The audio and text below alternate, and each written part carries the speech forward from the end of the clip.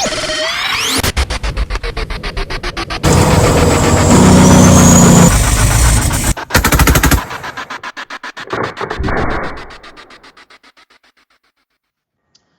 everyone. Thanks for tuning in. You're watching The Naturalist Capitalist, and as always, I'm your host, Reed Coverdale, and we've got something pretty exciting going on today. I've got a few guests, all of whom I have had on the show.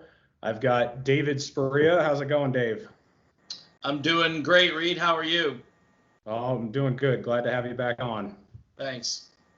All right, we've got Mike, who sort of kicked this show off with me, and it's been a success. How's it going, Mike? Where are you right now, anyways? I'm on I-40 in Arizona, and There you go. I'm not driving. The other driver's driving, so you don't need to worry about that. But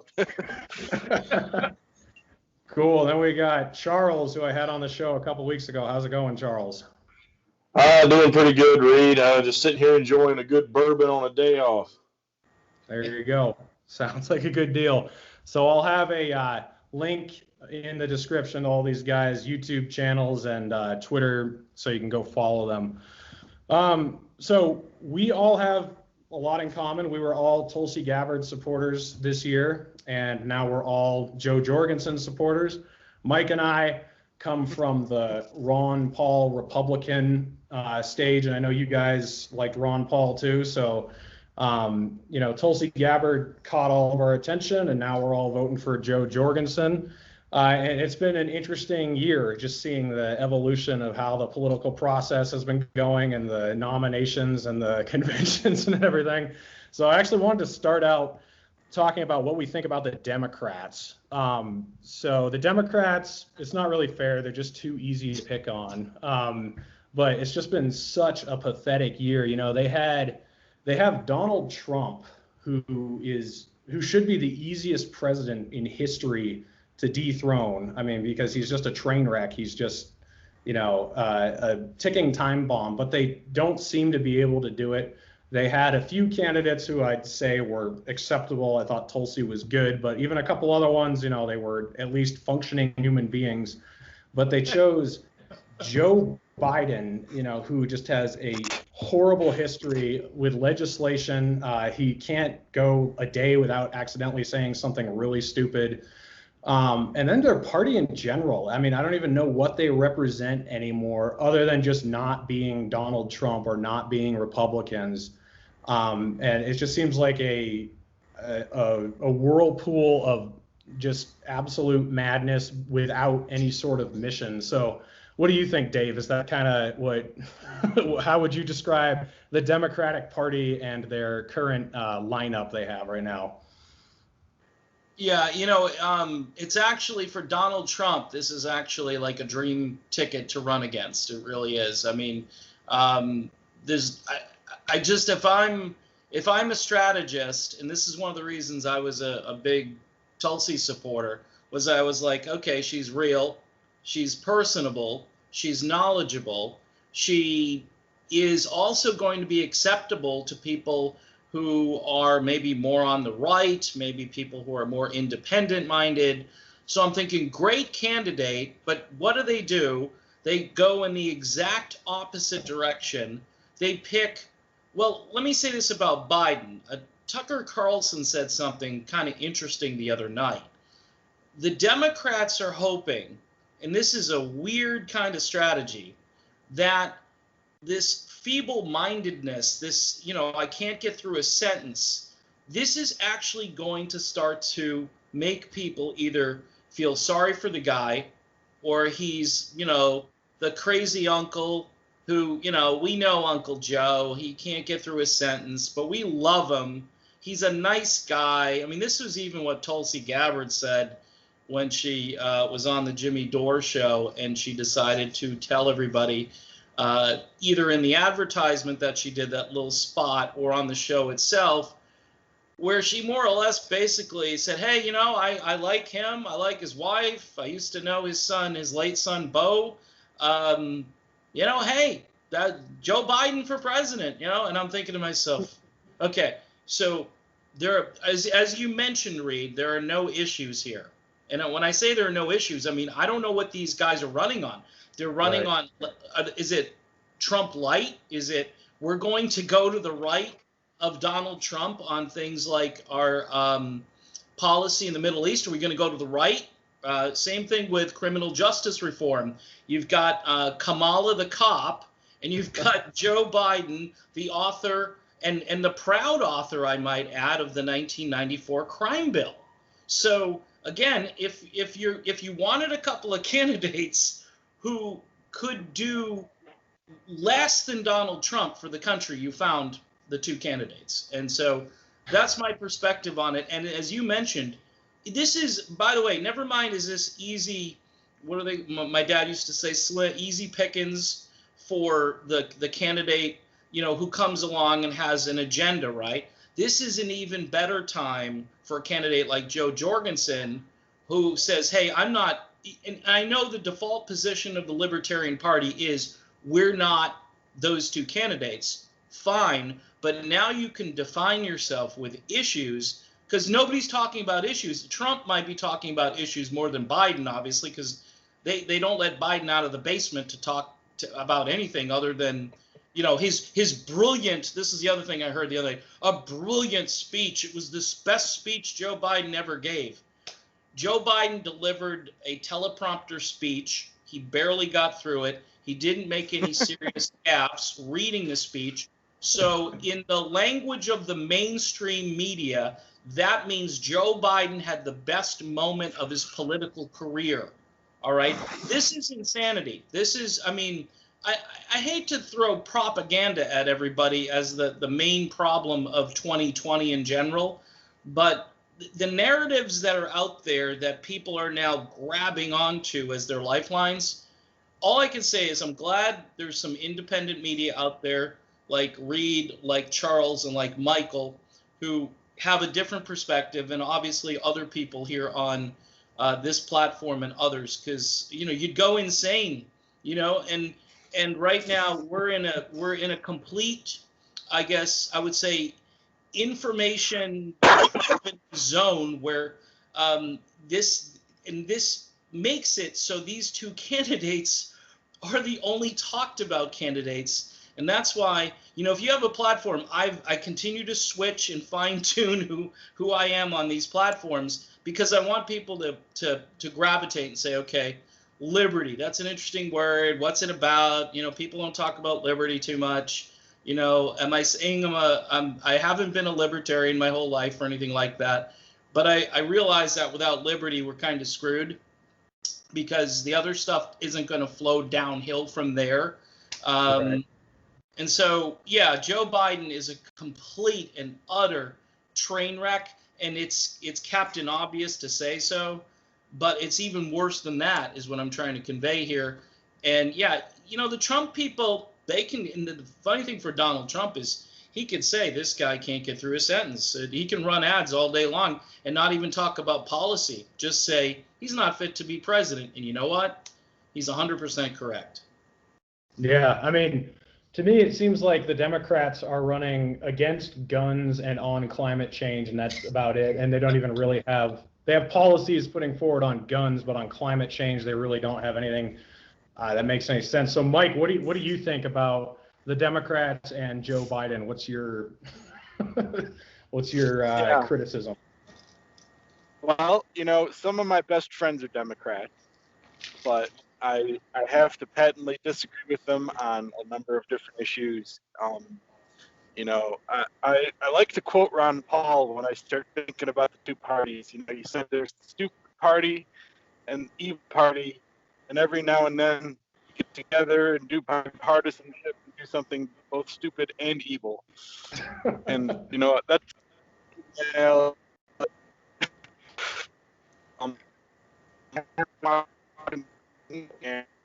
as much done, you know, what people are doing, and you know, I'm happy to be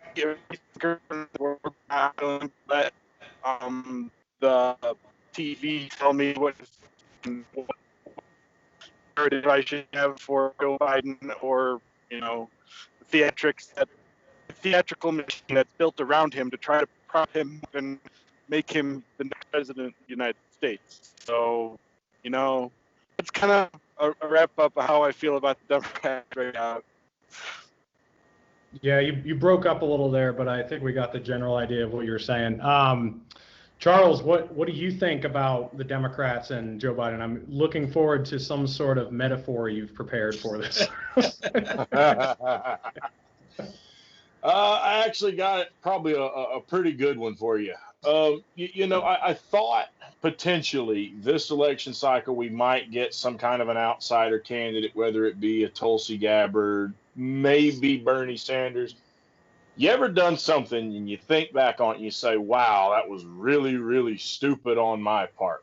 Just this morning, my wife challenged me to do this thing called the Death Nut Challenge. I don't know if you're familiar with what that is or not, but you start with these little peanuts and you eat them, okay? And they're supposed to be fiery hot. There's 5 different levels you go through. They've all got Carolina Reaper seasoning on them, but they just get hotter and hotter. So we went through this thing. Now, she tapped out after level 3. I went all the way to level 5. Okay, I went all the way to the final one. And I was dumb enough, because she wasn't eating any, I said, you know what? I'm going to be macho man over here. I'll eat all of them. Terrible decision. Absolutely terrible decision. My stomach felt like someone had just twisted it when I was done, okay? I was in misery. That's about how I feel, thinking that there was any hope we were going to overcome the party of the powers that be in the Democrat Party, okay? Corrupt to the bone. There's no fixing that party, okay? They sold out long ago. Probably sometime you could argue even around in the 90s, they just went completely corporate and they've never looked back. Now, what you brought up, Reed, I found pretty interesting.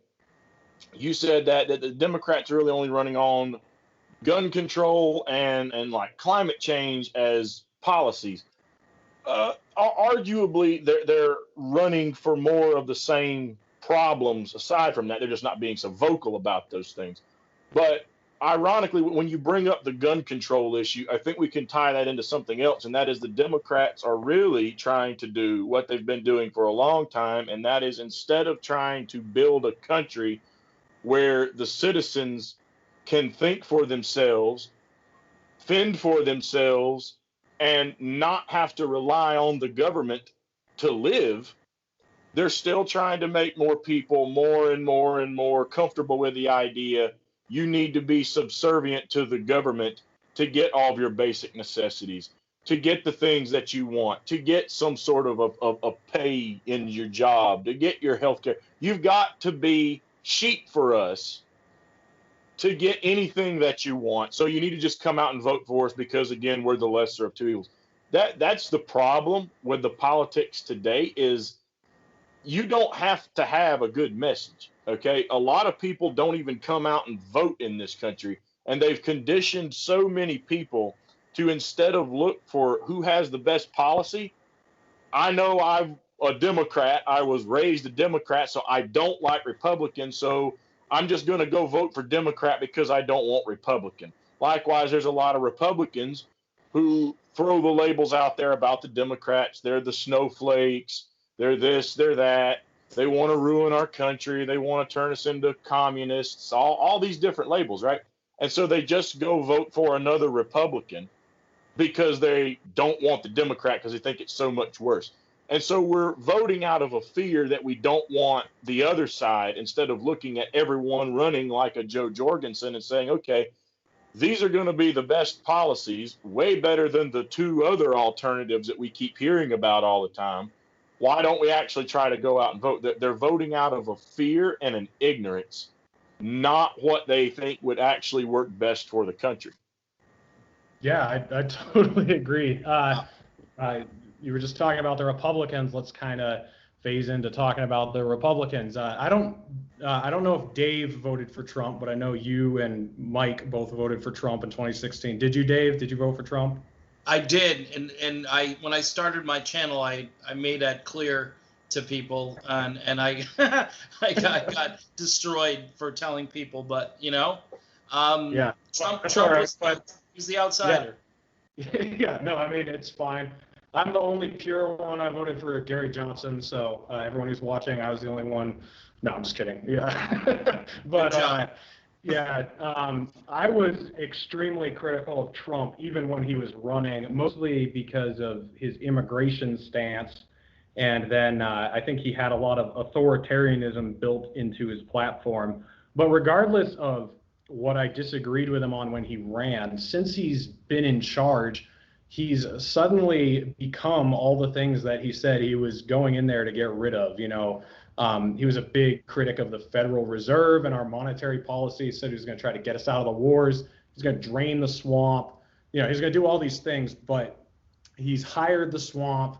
He hasn't. I mean, I'll give him a tiny bit of credit on the wars, like with Afghanistan. He's trying to pull out, but with everything he's done in Yemen and adding more troops to the Middle East, it hasn't been anything close to what he said he was going to try. His buddy now. He's just, whatever they do, he's totally on board with. And sometimes he wants them to do more than what they're doing. So he's just completely turned his back on who he said he was going to be. And then the Republican Party, in my opinion, doesn't have any platform anymore other than being Trump, kind of like the Democrats. The only thing they have is not being Trump. The only thing the Republicans have is being Trump and going along with what he says. There's no fiscal conservatism. There's no family values. There's no, respect. Like all those things that they used to brag about are gone. So if they lose, I think they're going to implode because there's nothing left to them. So Dave, what do you think about the Republicans and Trump specifically? Yeah, I mean, I agree with a lot of what you say. I do think between the two parties, I think probably the Republicans are holding on a little better than the Democrats, to be honest with you. You mentioned, you were watching the DNC and it was like, okay, it was an advertisement. I think, who was it? Marianne Williamson said something. I don't know if you guys heard what she said, that it was like watching a 4-hour commercial for Marriott hotels. And I didn't watch any of it because I can't stomach it. I don't know if I'll watch RNC. I think Trump's a little more entertaining, obviously, and that's why, and this is you mentioned something really important, and it has to do with voting on issues. I mean, even if I disagree with an issue, I'm not going to know if I disagree with that issue unless I hear what that issue is. So right. Both of these parties can run and say, well, I'm against this party and I'm a tribalist and I'm voting because I hate Donald Trump, for instance. This is a big thing I hear all the time. Well, I hate Trump. Trump's an existential threat. Really? And really Trump is, yes. But there are pretty much most people in our government are an existential threat to our freedom, to our Constitution. You can go down the list. The Bill of Rights being shredded before our eyes, watching mandates and watching all these different things, edicts, things being declared from on high, whether it's at a state house level or it's at the federal level, Dr. Fauci running the country, Trump running the country by executive order, which the Democrats, Pelosi's like, you can't give money to people. And I'm thinking to myself, seriously, Nancy? Seriously? All of a sudden, the Democrats don't like executive orders. Holy crap, Batman. So I'm sitting here saying to myself, remember during Obama when the Republicans were all like, Obama, he's doing all these executive orders. It's unconstitutional. He shouldn't be doing that stuff. It hasn't changed. Trump says, and you know what Trump does? And you mentioned this with the Federal Reserve. Trump says, well, they use it. So his philosophy, you're right. He ran on going in an opposite direction or trying to get away from that. He looks at it as a tool. He says, okay, if they're going to do it, I'm going to do it. Federal Reserve, let's print some money. Has anybody been to the store lately and been noticing inflation? You were talking about the price of gold, Reed. It's an obvious thing when something has less value, and people have to bring a dump truck or a wheelbarrow, whatever, to go buy a loaf of bread pretty soon. And people are going to, gee, what happened, And so I guess to answer your question, to get back to the original premise, I don't know. You're right. The Republican Party right now is split because some of them understand that Trump had a populist message, and populism is probably way more popular right now than old school conservatism, the family values, although there is a thread kind of running through some of that depending on which candidate you talk to. But there's not enough concrete, I don't hear enough rhetoric where I know exactly where people stand. Whereas at least a Joe Jorgensen will tell you, hey, we're going to make it so you can live your life. We're going to get out of your way so you can live your life the way you want to live. And to me, even though that's a big, broad principle, it's like, okay, Joe, you had me there. Tell me more about that philosophy and what that entails. Well, we're going to make sure the Bill of Rights are actually there. We're going to protect your Second Amendment rights. We're going to protect your free speech rights. We're going to religious freedom for people who are Christians. Hey, you're under attack. You feel like you're under attack. You can't go to church. You can't express yourself. First Amendment. Same thing with us folks who do videos here on various platforms where we talk against the prevailing Google narrative. We'll say it that way. These are all things that I think a lot of people can get behind. I think the RNC and the DNC right now, it's like a football game, and it's been like this forever. Just people, they get consumed with the game, and they don't know the players. They don't know who's good at what they do out there on the field. They just know, hey, man, I've been on this red team my whole life, and or I've been on the blue team. And you do get a few switchovers here and there, but it has no impact on the prevailing sprawl of what the government is doing and where they're going. And until people get their minds wrapped around that concept, we're going to keep going, and it's going to get far worse. It doesn't matter whether you elect Biden. You're changing the deck chairs. You're making the chairs blue instead of red. And guess what? That boat might start tipping even faster. You don't know.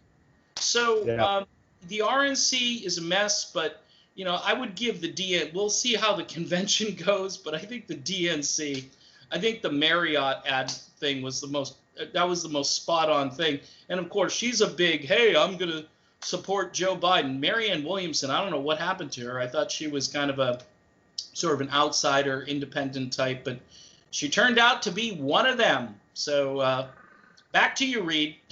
All right, Mike, hopefully your connection was a little bad on the last time, but hopefully we can hear you. You, like me, come from the Republican Party, and we both supported Ron Paul and Rand Paul.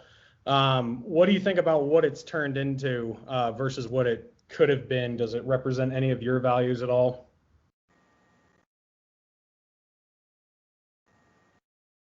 Well, we seem to have lost Mike there. Hopefully he comes back on. Charles, what about you? I know you voted for Trump, but what do you think about the current state of things? I mean, what do you think about the Republican Party in general?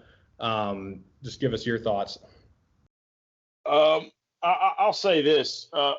Republicans, if I had no other choice between the two, with the current Democrat Party and the Republican Party, and I had no Libertarian, I had no Green Party or whatever, right?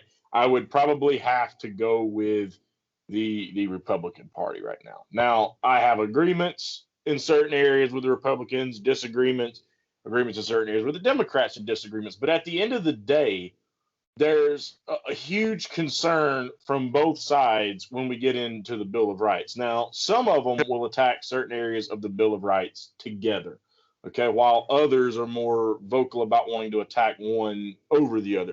So here's going to be the issue, okay? If you don't want your guns to be taken away, or you don't want, the kind of gun reform, the buyback stuff you've been hearing from Democrats across primary season.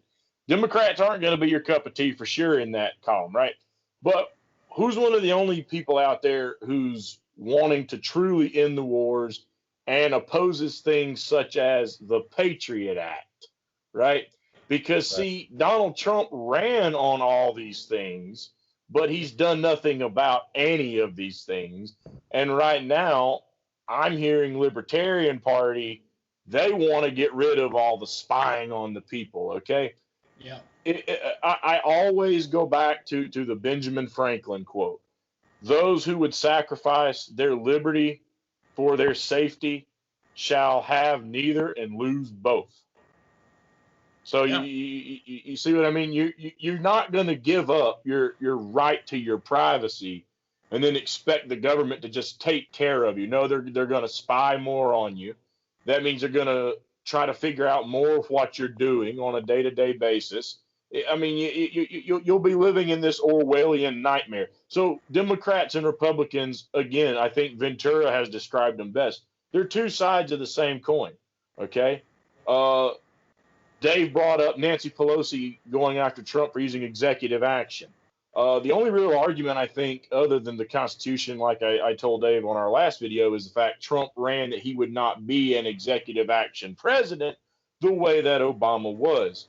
But I knew, just like where he criticized Obama for playing too much golf, and then within the first 100 days, Trump was out golfing all the time. Okay, we'll just throw what you said out the window here because you're going to do what you want to. That was nothing but, politic talk to try to bolster your campaign, make you seem like a better alternative.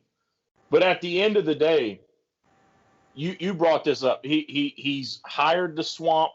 He's bathed in the swamp. Donald Trump is part of the swamp at the end of the day. And the Republican Party, just like the Democrats, they're fussy about Trump using executive action to give money to people, okay? But they will bipartisanly vote to bail out Wall Street at a moment's notice whenever they think that their buddies need it, okay? So between the two, and I know libertarian philosophy is saying the government shouldn't just be giving out all the money, but if we were going to do one or the other, giving it to the people during a crisis seems much more rational than giving it to millionaires and billionaires who deliberately screwed things up. Right. Hey, Mike, I don't know if you can still hear us. Are you with us? Well, it looks like Mike's gone. He's passenger driving across Arizona right now. So we'll just keep going. Hopefully he rejoins us. So I wanted to ask you guys about what eventually brought you over to the libertarian message. We've already touched on it a little bit. I have always, or not always, but I've been a libertarian for a while. Dave, I've been watching your show since you were Save America, Vote Tulsi, and I saw the transformations you went through as after Tulsi dropped out, you kind of started looking at the Green Party, and then you weren't so crazy about that, came back. It's kind of into the middle looking for something, and now you've gone over to the Libertarians. So what about the message finally brought you in? You say that we need liberty first if we want to have anything else. What really brought you to that realization? Well, Liberty First is kind of a play on America First a little bit. I figured I'd piggyback off of that because a lot of people understand, hey, America First, take care of us first, take care of us. And that resonates, but it doesn't necessarily resonate. Nationalism is a cool thing. It's not gonna resonate unless we have our rights to do the things that we want to do. And I know we've got different views on the whole COVID thing on this panel. I'm somebody who believes that the government is not the place to turn to for medical advice. The CDC is not the end-all be-all, as Rand Paul got up there and eloquently said, probably directly to Anthony Fauci. So my philosophy began to change when I realized a couple of things. There are bigger ticket problems that are systemic within the way we go about just doing it. Okay? How effective a delivery system is the United States government when it comes to helping people? Okay? Is it a better delivery system than your state and local government is? Number one.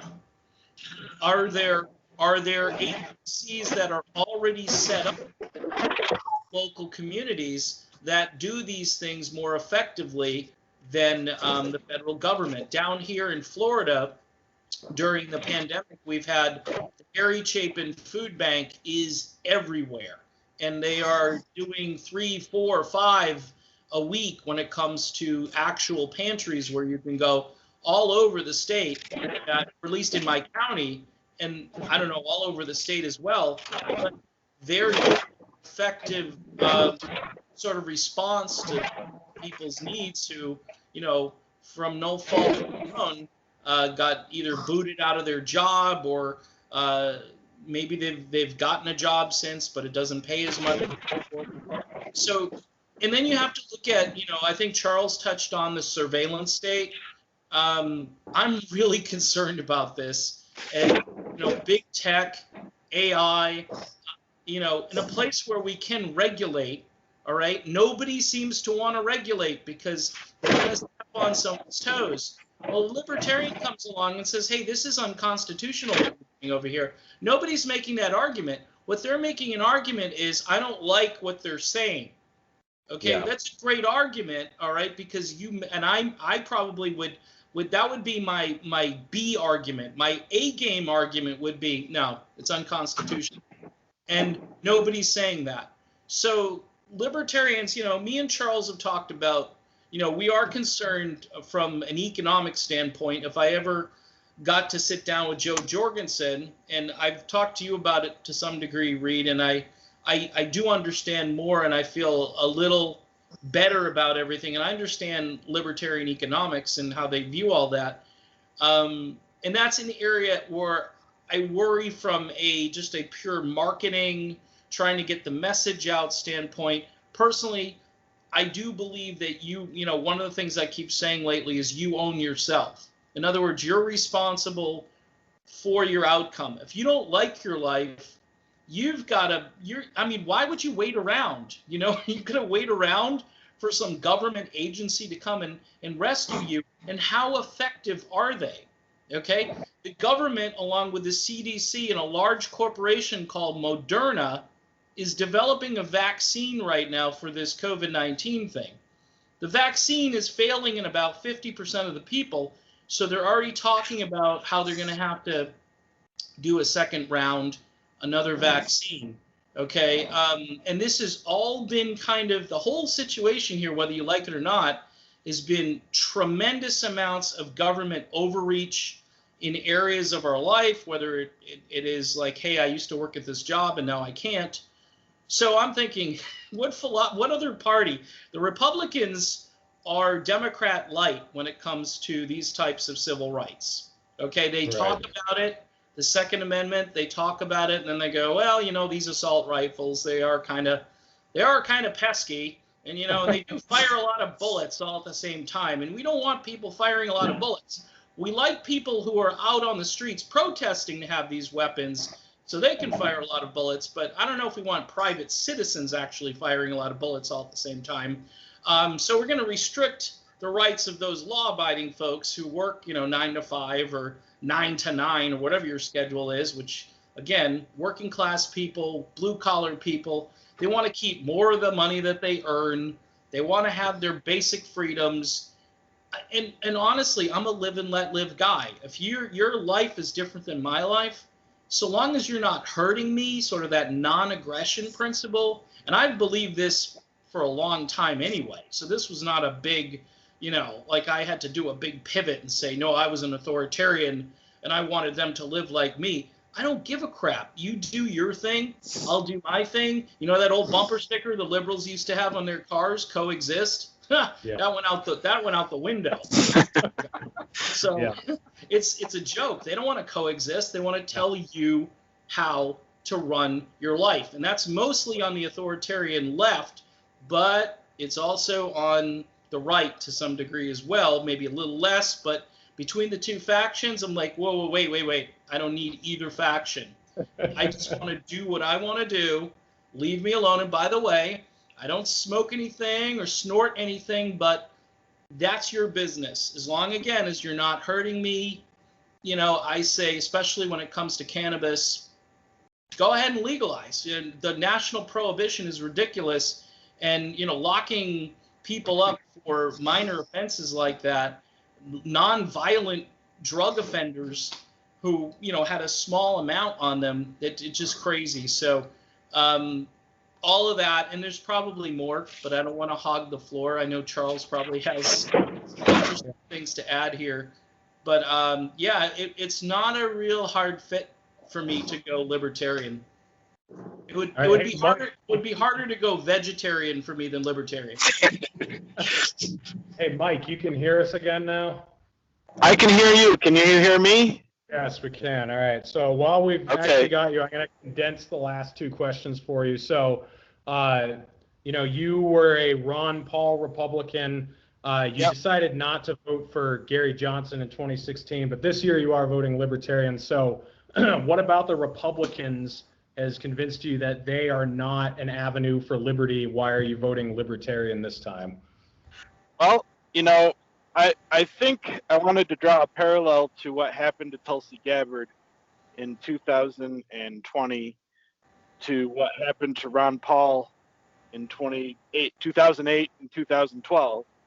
And, I lost my faith in the Republicans back in 2008 after seeing what they did to Ron Paul and how they railroaded him out of the party. And yet he still seemed to stick around and say, well, I'm still a Republican. And I was like, why? There were so many things that happened that, like, I seem to remember Bob Barr, when it came time to offer his endorsement, he said, I'm going to endorse all third parties. And Bob Barr's like, wait, what? I'm not even going to stick around for this, because he was hoping, everyone was hoping we were going to be able to draw the line from the Republicans to the Libertarians, and then the Libertarians would have been able to grab that banner and run with it. But, we can't go back and do it again. But, as a sitting congressman, or, in the case of Rand, as a sitting senator, you're kind of limited to what positions you can take, because you don't need more enemies than you already have serving in office. Yeah. But is the question we're on now? Yeah, so I was just wondering, I mean, that's why you're disaffected with the Republicans, but why did you decide to vote for Joe Jorgensen this year when last year Gary Johnson didn't cut it? You decided to flip a coin on Trump. Why Joe Jorgensen now? What has Trump done that's just not impressed you?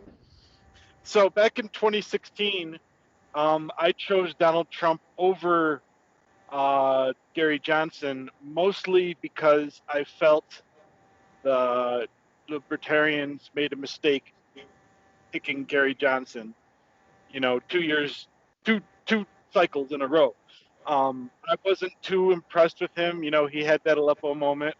He had a very, coming from the purism of Ron,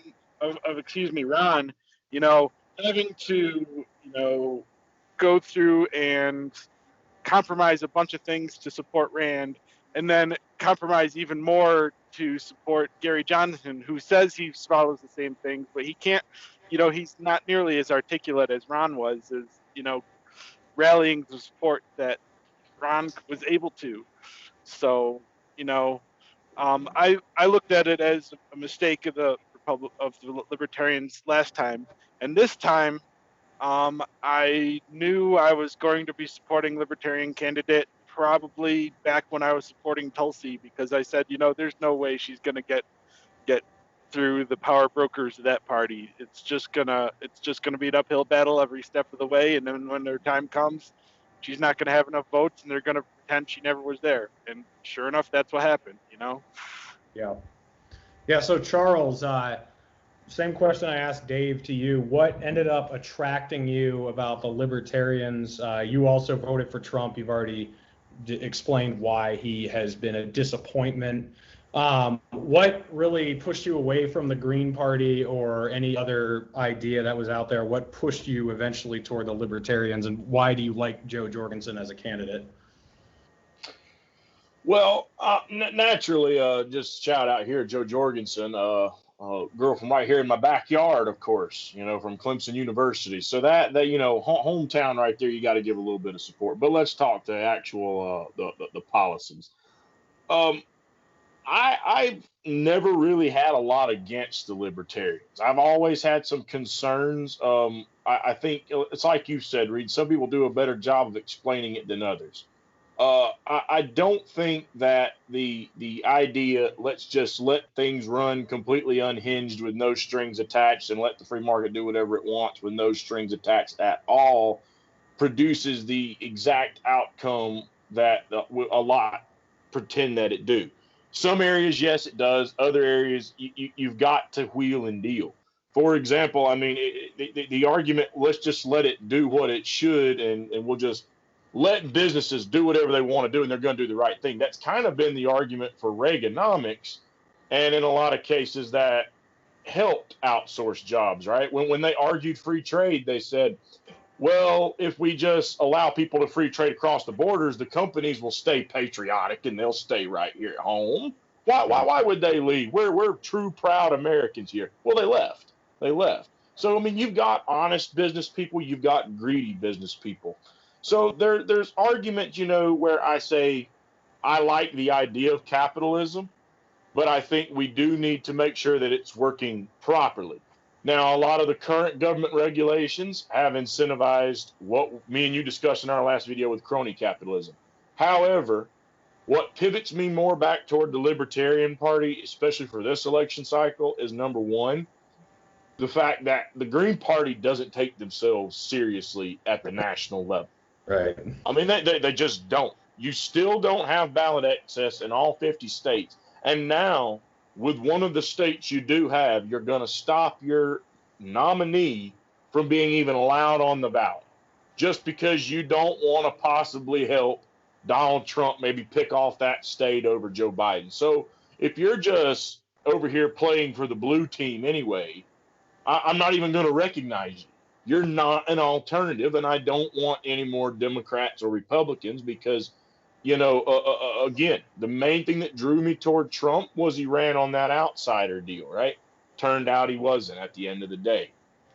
So that being said, I have a lot of agreement with the Libertarians as far as the civil liberties. And me and you discussed even on economics, I agree there should be no federal minimum wage because it doesn't work coast to coast. Different cost of living affects different states. So there's a lot of things where I can see a libertarian point of view, and it's much better than what we're hearing from the Democrats and the Republicans, and they're actually proposing policies, not just talking points that they think someone wants to hear. Furthermore than that, I've come to a realization, and that is we need a complete overhaul, not just politically in this country. We need an overhaul as far as the people are concerned.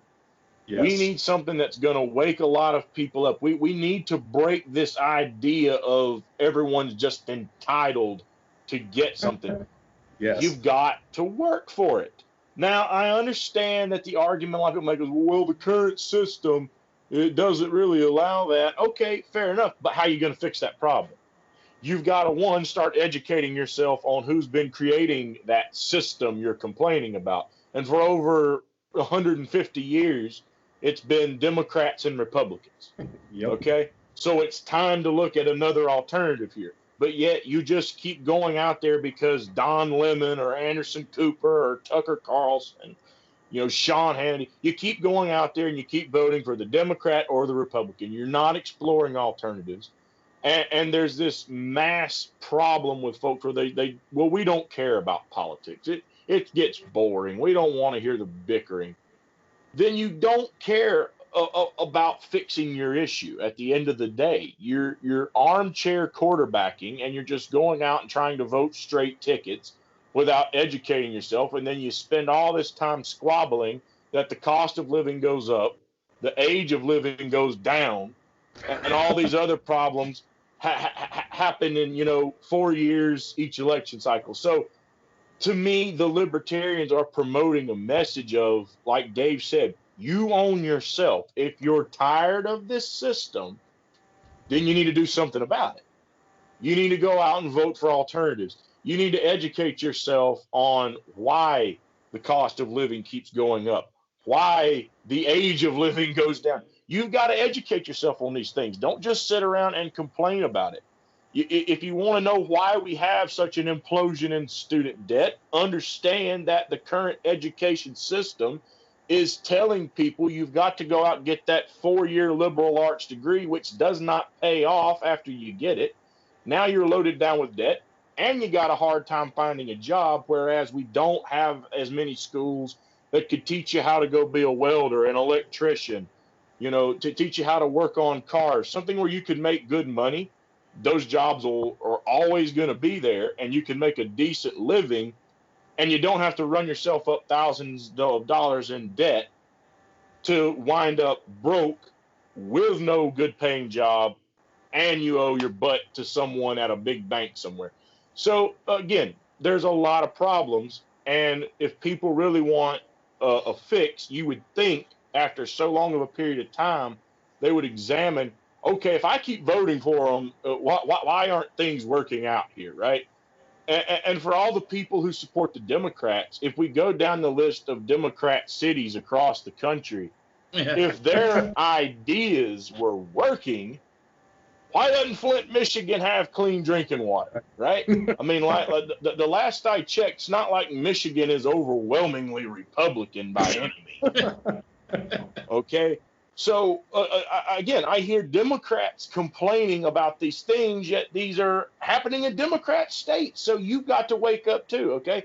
The Republicans have got to understand that they're arguing from the civil liberties. Their candidates are arguing civil liberties to get the vote, and then they still promote more war and everything else when they get elected.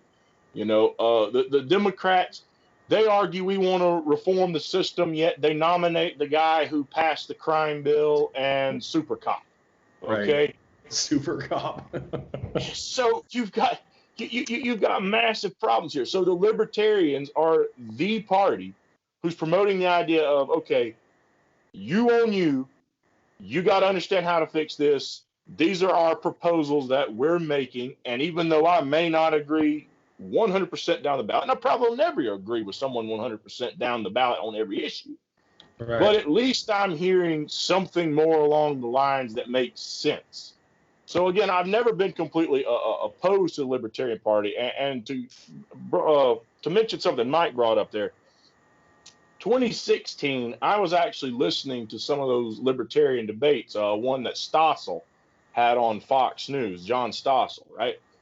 Yeah. And I'm kind of with Mike there. I was never really too excited about Gary Johnson.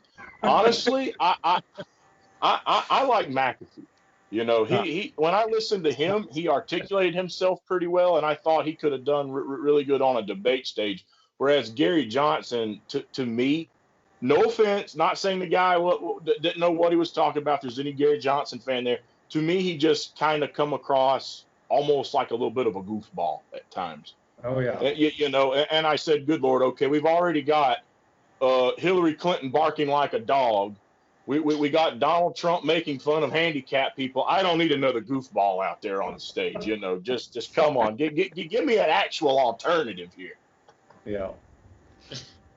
So, Gary Johnson was the first time I voted third party, and it was more of a protest vote against Trump and Hillary than anything. But over the course of the last few years, just watching our government, and then after being on the campaign with Tulsi Gabbard and just realizing how utterly useless the Democratic Party is, because I'd never been involved, I'd always been Republican before that. I just, I'm actually a libertarian now. Like I'm in this for the long haul. It's not just this election. This election is important, and I hope we can win some congressional seats, and I hope Joe Jorgensen does well. But I'm in it beyond just the next few months. I really want to keep this show going. I want to, that a lot of libertarians, they don't get involved because they are, I leave you alone, you leave me alone type of people, which is great. But when you don't have anyone like that in the government, then it's going to continue to grow. It's going to continue to have more control over your life. And you know, a lot of libertarians stockpile ammunition, but if you've got an AR-15 with 1,500 rounds and a tank's coming up your driveway because that's how long you've waited, what have you accomplished? Like, you've got to get involved before we get to that point. So I actually want to talk to Mike first, just because I can tell he's connected with us right now, just in case he fades away again. Mike, what are you planning to do? Are you planning to, you know, get involved in other ways beyond this election? What is your vision going forward? Well, can you hear me? Yes. Yes. Okay, good. You know, I've given a lot of thought to it, and you know, someday I might have to run for Congress. We'll see. I mean, I wouldn't rule it out, but you know, I feel like things are not going to get better until normal people step up and try to actually get involved, because the fools are the ones who are running the show. So we need to find a way to get good, solid people in office to rein things in, move politics to a more local level, and you know, take power away from the federal government. And you know, I don't know a better way to do that than to run for office. But you know, I'm a truck driver. I'm 8 years into a 10-year program that I'm trying to do, so I'm probably not going to be doing it next year. But you know, it's something I'm thinking about. And as far as being committed to the Libertarian Party, you know, I've been following the Libertarians on and off since 2007, and I'm probably going to still be around, you know, sending them money every so often when they got a candidate that I can get behind. I'll probably be, you know, keeping tabs on Ron Paul and Rand Paul and Thomas Massey and all them, and you know, trying to send them my support too if they need it. But you know, that's the most I feel like I can do right now. You know, I'm a truck driver. I'm not home all the time. I can't really go to sign wavings. I can't really, you know, do local activism the same way some people can because I'm not home. But you know, you do what you can, right? Yeah, I mean, I feel you there. I'm a truck driver too, so this is my input, trying to do online stuff when I have the time. So, Dave, what about you? What do you, I mean, regardless of what happens in November, what's your mission going to be going forward to try to bring sanity back to people and have politics that actually work instead of this joke we have right now? Yeah, I mean, you know, I got started doing this, as you know, you explained, I think, before on here, as being, you know, a Tulsi Gabbard fan. My platform was based on what she was saying, and I was attracted to her as a candidate, but it was the things she talked about. She had well thought out positions. She, as my mom used to say to me, she had an answer for everything. My mom used to say that to me mostly when I was talking back and so forth. But the way Tulsi did things to me was the way a politician or somebody who's running for office, they should be really well informed on issues. They should have a well thought out platform. To be honest with you, Tulsi probably could have done better, especially online and on her website. I thought was at times a little weak, explaining things like health care and her position on the Second Amendment and so forth. But overall, yes, see, but overall, I think she was way better than any of the other Democrats. So I think it's my goal to continue to move in the direction I've been moving in. I feel comfortable where I'm at. I think I thoroughly explored the Green Party, and you know, Charles mentioned that they're not ready for prime time, and moreover, I think they're very authoritarian in their approaches. I think they're essentially a sheep herding mechanism for Democrats. That thing in Rhode Island that Charles mentioned, hey, we're not going to really do this because Rhode Island is the safest blue state in the entire country. And you're telling me that you're not going to let a Green Party candidate get on the ballot? It's the dumbest thing I've ever, well, not the dumbest, but it's up there on the list. So, I mean, libertarians, like I say, they are basically running for office so you can do your life, so you can be who you want to be, so you won't wake up wondering, have I been regulated out of business? Have I been taxed to a point where I have to choose between, well, I should take the health insurance, but I can't. It costs money, and and so people start to make choices, and these things aren't even talked about anymore. I mean, I grew up in the era of Ronald Reagan. Ronald Reagan would talk about things like, you're being taxed. Let's lower the marginal tax rates. Let's do something.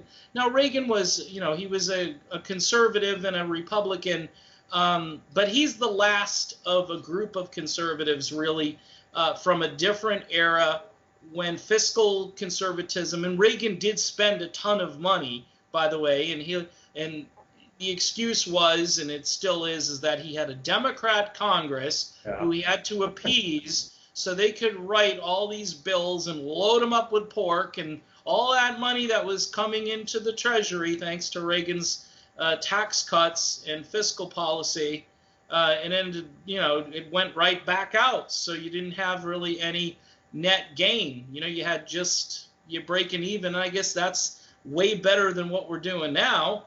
But it's still, I mean, what are we, we're $27 trillion in debt. So that could be the ad. The Libertarians could run an ad, and I might do it on my channel where I do a video.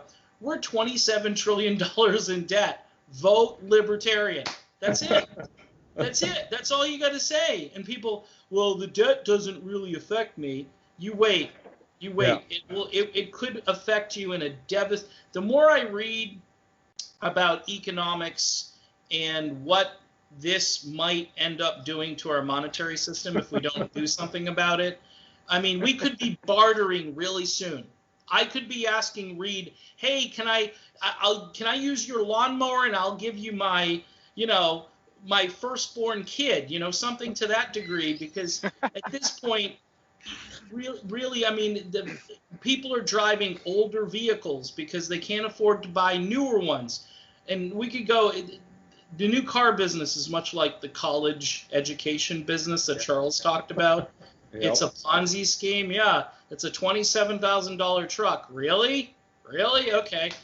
So, I mean, the education system, and to wrap up here, my son's been going to school for 2 weeks now without a mask on, and he goes to a private school. We pay for the private school. Florida helps us with a voucher. Pretty nice deal. Your state should get into that. It's a very libertarian principle. Now, it's not a pure libertarian principle because the voucher, again, is paid for by tax dollars and so forth, but it's a way better use of your tax dollars than the public education system where the NEA and the teachers unions don't want to go, and it's not because they're afraid of COVID. It's because they've got a laundry list of things they want before they go back to school, which has nothing to do with health and safety. That hit me in the head like a ton of bricks. They don't even want to educate our kids. It's mind-blowing. So we've got to get back to doing it ourselves, whether it's a homeschool, whether it's a co-op, whether it's a little group of people with books, and say, hey, kids, we're going to teach you something today. We can't do any worse than these guys are doing, and then we'll let you go outside and run around for a half hour, and, you'll have a great lunch because we'll make it for you, So yeah. It's a matter of having ownership, getting back to the whole you own yourself concept. My vision, like you, Reed, is I'm kind of on board now. I don't see no matter what happens, I think it'll be easier after the election, unfortunately. This kind of stinks because we have a great candidate. She's running right now. But, it's a train wreck either way. Trump wins. I think there could be amazing amounts of civil unrest if Donald Trump wins the presidency. If Biden wins the presidency, I mean, all the stuff that we hate, I think, on these group of people that we have on this feed right now, all the things that we hate are going to ramp up and ramp up to a point. Neoliberalism is very bad. Yes. And even progressives, pretty much everybody across the board agrees that neoliberalism is a very bad thing. So I'm here for the long haul. I mean, I'll gladly host you on my channel and vice versa. Same with Charles. And we may not always agree on every issue, but the Libertarians, they actually are kind of a big tent party to some degree. You know, you could be a hardcore Christian, you could be a member of the LGBTQ bunch, and you guys can coexist in the same party. So to me, that's unity. That's what America should look like, more than the tribal nonsense going on between the other two so-called major parties. Yeah. So, Charles, same question to you. I actually don't know when you first started your channel, but you know, you're an independent guy who approaches things from a nonpartisan perspective. So I'm wondering, do you think the Libertarian Party, because as Dave just said, it is a really broad tent, and I think even things like taxes and, you know, whether or not you want some environmental regulations, I think as long as you're not insane, those types of things can be inside the platform and we can debate how extensive they should be. So do you think the Libertarian Party moving forward is a viable vehicle to destroy the duopoly, and are you interested in sticking around, or what's your take? Yeah, I'm planning on sticking around, and honestly, I'm at the point now where I believe it's going to be the best vehicle. The only other one that was even close to being comparable, as we discussed earlier, was the Green Party, because when they had the smaller debate / election cycle, it was between who? Jill Stein and Gary Johnson, right? So the Green Party and the Libertarians have basically been looked at as your alternatives to the Republicans and the Democrats. Now, you've got Constitution, but we're going even smaller than the Green Party at this point, right? So who has ballot access in all 50 states? The Libertarian Party, okay? Who can we at least find some common ground with outside of you Democrats and Republicans? Everyone can probably find something inside the Libertarian Party that they're going to agree with, and they've got the ballot access. And something Mike brought up is something I've been saying for a long time. Again, we've got to start thinking about this as a game of chess and not a game of checkers, okay? It's not a one move at a time game here. We don't need to think about it as, oh, if we just win the presidency, all of our problems are going to be solved. Yeah. This isn't a monarchy. He's not going to be a king, or he or she's going to be a king or queen with unchecked power. If they won that one spot and nothing else, rest assured, as bad as the Democrats and the Republicans get along on TV, they will be rubbing elbows and become best friends to make sure that president is a one-term president. Okay? True. And if that doesn't succeed, they're going to get a ride through Dallas, and you heard that here. Okay? Nonetheless, okay, you've got to start focusing at the base of this structure, okay? You've got to start winning congressional districts. You've got to start picking off Senate seats. You've got to start winning, states, winning over state houses, okay? You've got to get some mayor positions. You got to win a governor, okay? You've got to really get your name and your party out there into the conversation so that people really know you're that viable option. So they really start to learn about you more and more and more at the grassroots level. Make it so that CNN and Fox News and MSNBC can't ignore you anymore because you're being elected, okay? And all this big money, I mean, the special interests are shown. They'll spend the money where they think it's necessary, but their focus is on the presidency.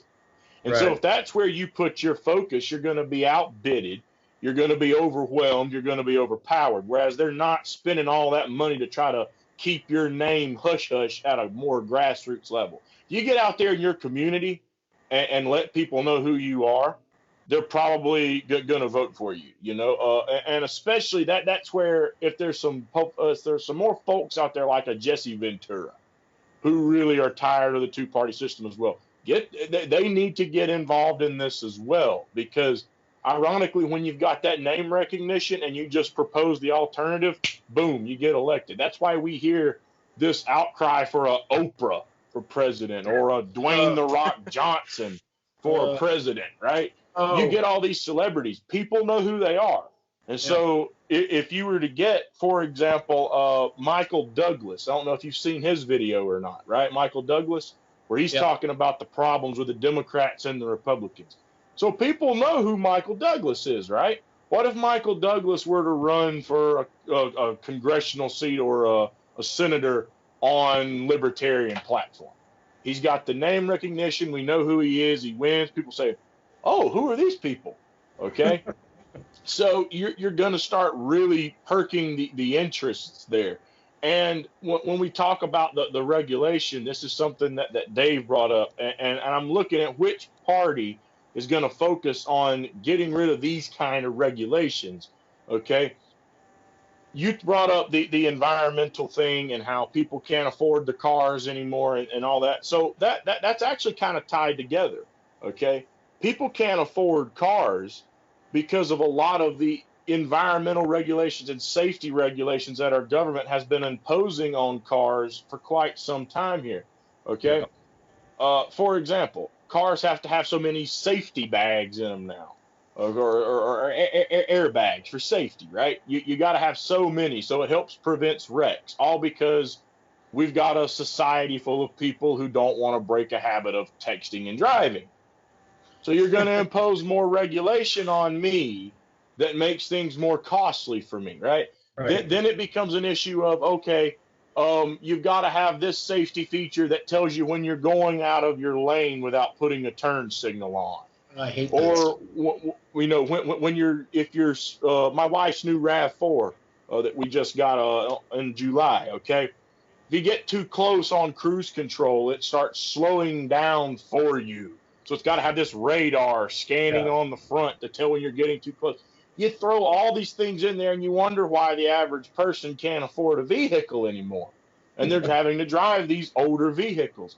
And yet the Democrat Party is saying not only should we continue more of those things, but now we should just get rid of gasoline altogether and just go to these battery-powered vehicles, which, have you checked the price of a Tesla lately? If you thought the Toyota Corolla was expensive, go check out the Tesla.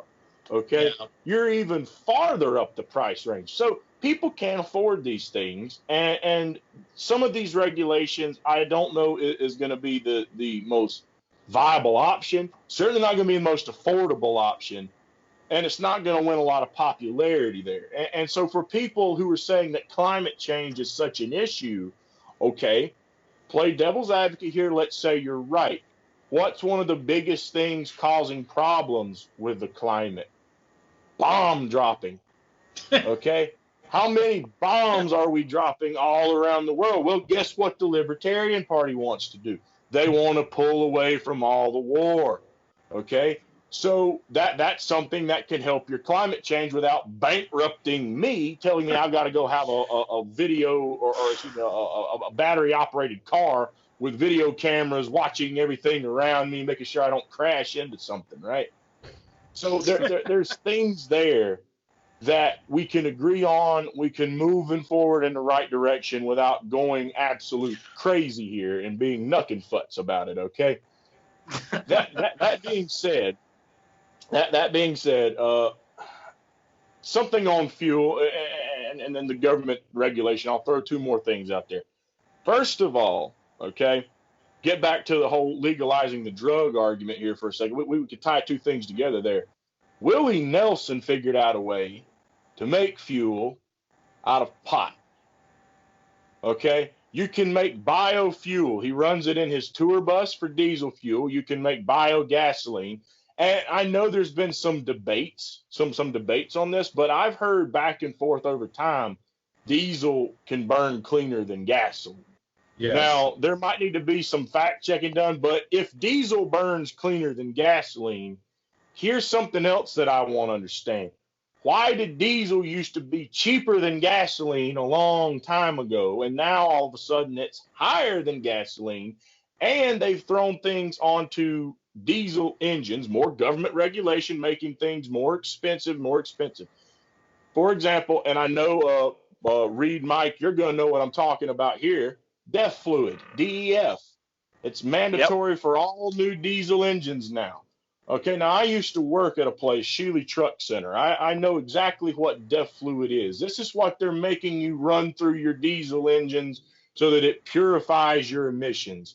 It is made out of 2 core ingredients, water and urea. Now, we all know what water is, so I had to Google, what is urea? Cow piss. Cow piss. So we're making you run this through an engine now to purify all this emission stuff. That's why you don't see all the black smoke coming out of smokestacks like you once did on diesel engines. Oh, we've got to purify everything. Well, if diesel was already burning cleaner than gas in the first place, why haven't we had more of a transition toward diesel engines for people? Why are we continuing to run on gasoline and just regulating, oh, it's got to get 30 to 40 miles to the gallon? Okay? Why haven't we done things like that? So who's going to actually explore these options? Clearly, it ain't going to be the Republicans, and the Democrats are wanting to give you an alternative that's going to bankrupt you even more at the checkout stand. Okay, when you go to pay for things, they're going to completely bankrupt you. So the only party I'm hearing who's proposing these kind of options is the Libertarian Party. So because they have all 50 states, because they're looking at the right things, I don't think it's very smart when we need something done now to try to build a new party from the ground up. No, you need to utilize what's available right now, and we can all find some common ground with the Libertarian Party. To me, that's going to be the vehicle to take. Yeah, I agree. Well, we're coming up a little over an hour now. I think we should do this again. We're kind of like the more informed version of Big Talk, Little Talk. So don't tell my friends. They'll find out eventually. Oh, but I've never been on that show, so don't lump me in. Hey, he invited me back on Friday night, but I was a little tied up Friday night and couldn't make it on. There we go. Shucks. But I'll just give each of you I'll give you each 10 seconds just to say your last thing, and then we'll close out. So thanks for coming on, Dave. You got anything to say just to close out? Yeah, vote Libertarian. Joe Jorgensen, 2020. There's no reason not to. And if you're waiting for someone else to come along, it's not going to happen. I see all this talk on Twitter. We should get a unity candidate. We should get this. It's August. It's the end of August. Vote Joe Jorgensen 2020. I agree. That unity thing that just came out, it's like, hey guys, this would have been nice back in January, a little late. All right, Mike, thanks for coming on too. What do you think? I'm just surprised we made it a whole hour without talking about COVID-19. Well, Dave brought it up a little bit, but you were like out in the, you got disconnected, so. Right. But yeah, I'm just happy to be a part of something, and I want to see more and more people get involved, and I want to see the growth of the Libertarian Party. So yeah, vote Joe Jorgensen 2020. All right, Charles, you got any special metaphors to close out with by any chance? Or? I'll see what I can put together here. One thing I'll say is, for those who say we should not, quote unquote, voter shame, unless you're just being a complete prick, with me saying you shouldn't go ride in Tulsi Gabbard, go ride in Harambe, the gorilla that got shot in the zoo like a lot of people did in 2016, you're wasting time. Tulsi Gabbard already dropped out. She endorsed Joe Biden. She's not actively campaigning for the guy, but the game's over here, folks, okay? We've got problems in this country, and so to me, I'm not voter shaming. I'm trying to get you to understand we've got a chance to make a change. We've got to be unified to make that change, because understand this. The Tulsi Gabbard write-in folks, they understand the system's broken. That's a big part of why they didn't vote for Joe Biden in the first place, right? Okay, I know it's broken. You know it's broken. We've got an awful lot of zombies to compete against out here. Okay, there's going to be a lot of people who don't understand just how bad it's broken or this or that, and they think there's some solution that still lies within the two corrupt parties. Okay, we got hard competition here. If we can't become unified and vote for the third party option that actually stands a chance of winning at this point, then you're going to keep living with the broken system. So absolutely, we need to understand, if you don't agree that, with libertarian economics, but you agree with getting out of the wars, well, guess what? At least you got something out of the deal, because you're going to get nothing with Joe Biden and Donald Trump. Okay. So absolutely, it needs to be Joe Jorgensen 2020. And if you want to change, you're going to have to start fighting for the change, and you're going to have to get unified to fight for it. We're louder when we come together in numbers. If I was one person out there shouting in the street, somebody would look at me like a crazy person, pay me no attention. But if you got 50 people in the street, somebody's going to go, wonder what's going on over there, right? You need to be unified. So that's my message. All right, there you go, everyone. I'll put a link in the description to everyone's Twitter and YouTube pages, and go give them a follow. And as I said, we'll have to try to do this again sometime. So thanks, everyone, for coming on, and thanks, everyone, for tuning in.